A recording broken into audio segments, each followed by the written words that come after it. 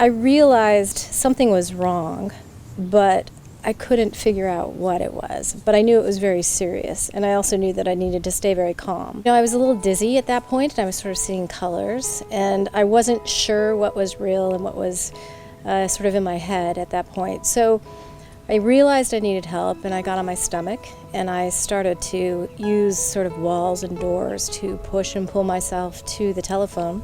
It was on October 4th, 2014, and I believe it was around in the morning between 8 and 8:15 a.m. Something popped there and I felt it.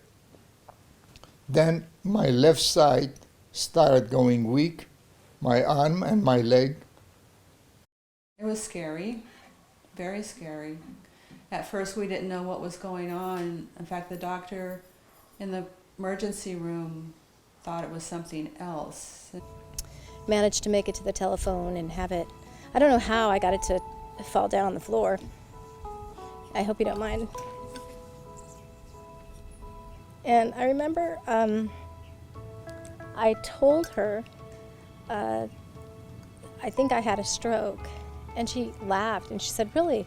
What made you think you had a stroke?" And I said, "Well, I can't move my left side." And she said, "Well, how did you get to the phone?"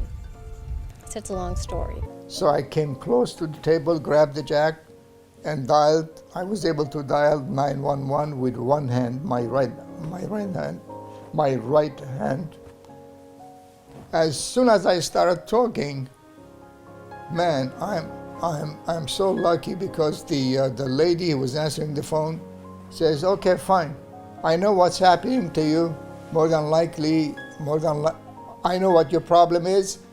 Just keep talking to me." They did a couple of blood tests for alcohol and drugs and came back the first time. He said, the lab made a mistake, we need to check it again.